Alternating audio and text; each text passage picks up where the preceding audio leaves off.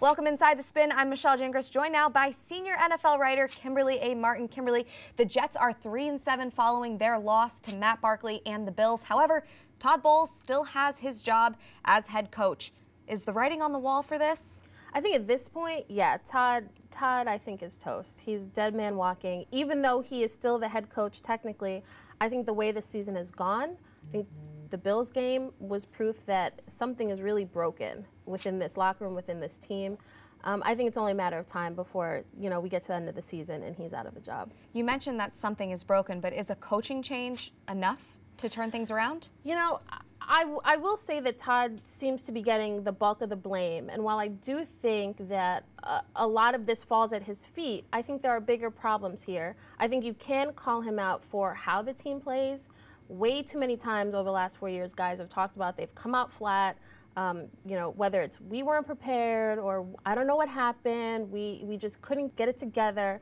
Each week that builds. And I think that's on Todd, so you can call him out for that. But as far as the talent on the roster consistently, I think you can also look at the GM too and say, okay, yes, you got Sam Darnold. You guys think he's going to be the guy. But the other pieces on the team, this team really doesn't have an identity. It doesn't have a lot of talent.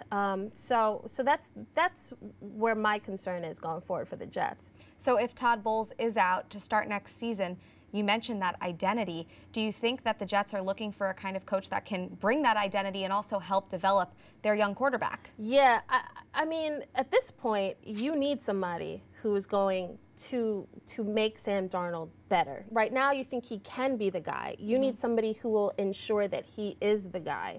And, the last two coaches the Jets have had with Todd and Rex, defensive-minded guys.